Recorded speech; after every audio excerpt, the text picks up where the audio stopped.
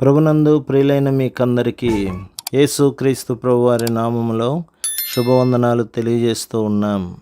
ఎడారిలో సెలయేర్లు అనే ఈ దిన ధ్యానం కొరకై స్వాగతం. జూలై 12. నేను నడుచు మార్గం ఆయనకు తెలియను. ఆయన నన్ను శోధించిన తర్వాత నేను సువర్ణము వలె కనబడుదును. యోబు గ్రంథం 23వ అధ్యాయం 10వ వచనం.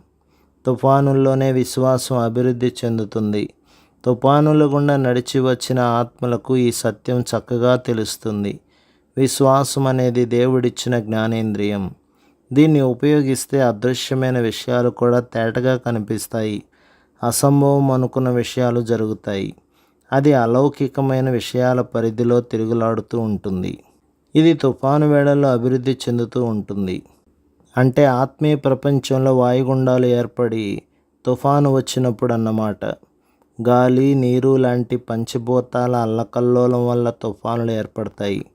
ఆత్మ సంబంధమైన తుఫానులైతే చీకటి శక్తులతో పెనుగులాడటం వల్ల ఏర్పడతాయి.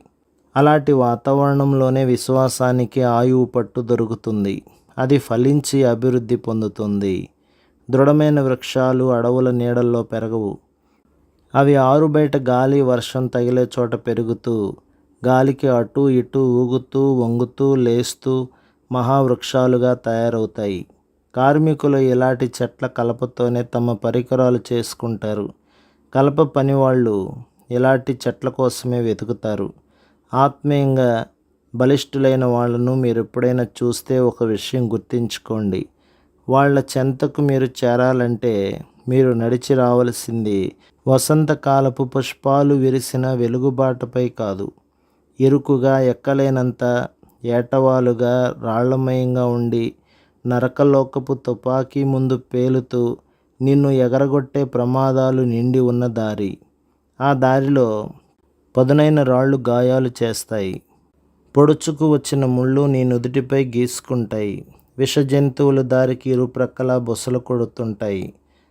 అది విచారం, సంతోషం ఏకమైన దారి.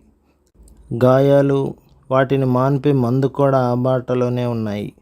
కన్నీళ్ళు, చిరునవ్వులు, శ్రమలు, విజయాలు, సంఘర్షణలు, గెలుపులు, కష్టాలు, ఆపదలు, పీడలు, అపార్థాలు, ఇక్కట్లు, బాధలు, వీటన్నిటిలో గుండా మనల్ని ప్రేమించే దేవుడు మనలను విజేతలుగా నిలబెడతాడు. తుఫానుల్లో ప్రళయకాల పెను తుఫాను నట్టనడుమ శ్రమ అనే పెనుగాలికి వెరచి నువ్వు వెనక్కి తగ్గుతావేమో. ముందుకి సాగిపో. నీ శ్రమలన్నింటి మధ్య నిన్ను కలుసుకోవడానికి దేవుడు అక్కడ ఉన్నాడు. ఆయన తన రహస్యాలను అక్కడ నీకు చెప్తాడు. వాటిని వింటే నువ్వు వెలిగిపోయే వందనంతో నరలోకములోని దయ్యాలన్నీ కలిసిన కదిలించలేని విశ్వాసంతో బయటికి వస్తావు. ప్రభు మిమ్మును, మీ కుటుంబమును, మీ సంఘమును దీవించి ఆశీర్వదించునుగాక. ఆమేన్.